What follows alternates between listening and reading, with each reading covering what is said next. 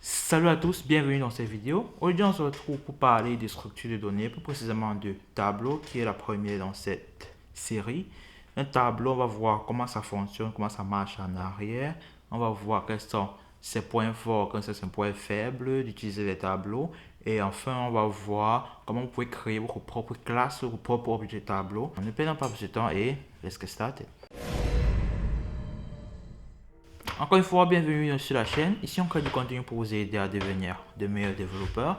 Donc, si ce genre de contenu vous intéresse, abonnez-vous pour ne pas manquer les prochaines vidéos. Donc, les tableaux, comment ils fonctionnent. Pour voir comment ils fonctionnent, à savoir qu'est-ce qu'un tableau.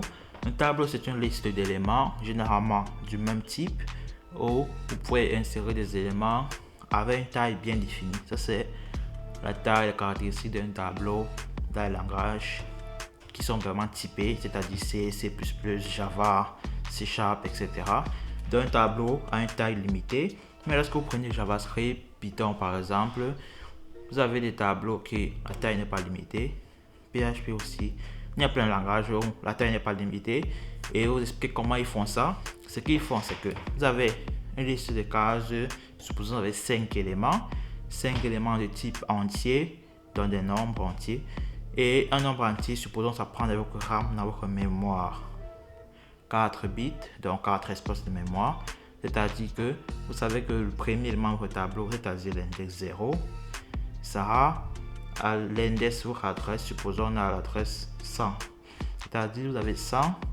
Et si vous voulez le deuxième élément, vous allez ajouter juste 4, puisqu'on sait que le deuxième élément, c'est dans la ligne. Mais le premier élément a pris 4 espaces dans la mémoire. C'est-à-dire, on va faire 100 plus 4, ça va faire 104. La prochaine adresse pour notre élément, c'est à 104. Et ainsi de suite, on a 108, et etc. Je ne vais pas faire la maths là. Donc, c'est comme ça que lorsque vous voulez accéder à un élément, c'est vraiment rapide, ça prend O de 1. C'est-à-dire de manière constante, vous aurez la même vitesse pour accéder à un élément d'un tableau.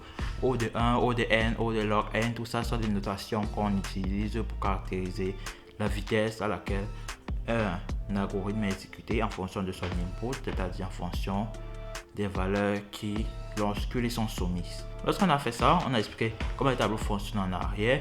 Maintenant, quels sont les avantages et les inconvénients? On a vu qu'un des avantages déjà au premier point, c'est que pour accéder à un élément d'un tableau, c'est assez rapide et ça ne dépend pas de la taille du tableau. Donc on a utilisé le O de 1, c'est-à-dire ça ne dépend pas de l'input. Maintenant, ça c'est un avantage. Un des inconvénients maintenant, c'est que pour que tous les éléments sont alignés, qu'on peut accéder ça rapidement. Si vous voulez faire une recherche d'un élément, vous devez parcourir le tableau. Supposons un tableau de 100 éléments. Si l'élément est à la fin du tableau, au pire des cas, on va parcourir le tableau N fois, 100 fois, 1000 fois, dépendant de la taille du tableau. C'est-à-dire que vraiment là, rechercher un élément d'un tableau, c'est vraiment dépendant de la taille du tableau. Ou on va appeler ça recherche d'un tableau de O de N. Pour prendre un élément d'un tableau, ça c'est la pire des situations, pas tout la pire des situations, parce qu'on connaît que au pire des cas, comment notre algorithme va performer.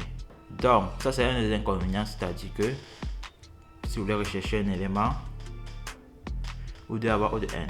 Maintenant, lorsqu'on prend un truc comme le binary search, c'est-à-dire que on divise le tableau en deux, on regarde au milieu, est-ce que l'élément est plus petit ou plus grand, on continue à diviser en deux, et là on obtient log de n, je crois, pour la complexité de l'élément. Donc vraiment le truc est beaucoup plus simple, c'est on réussit à retrouver les éléments beaucoup plus rapidement dans un tableau, mais là c'est dans la condition que le tableau est en ordre.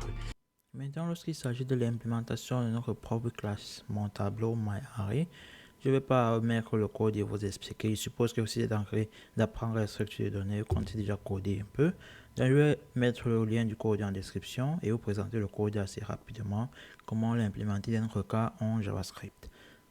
Premièrement, dans notre classe, on a length qui est la longueur de notre tableau. Vous pouvez faire un console log par exemple .length pour avoir la longueur du tableau. Après, directement après ça, on a variable values qui est un objet qui va contenir nos valeurs. Mais on a le constructeur qui nous permet d'initialiser notre tableau comme vous le voyez actuellement.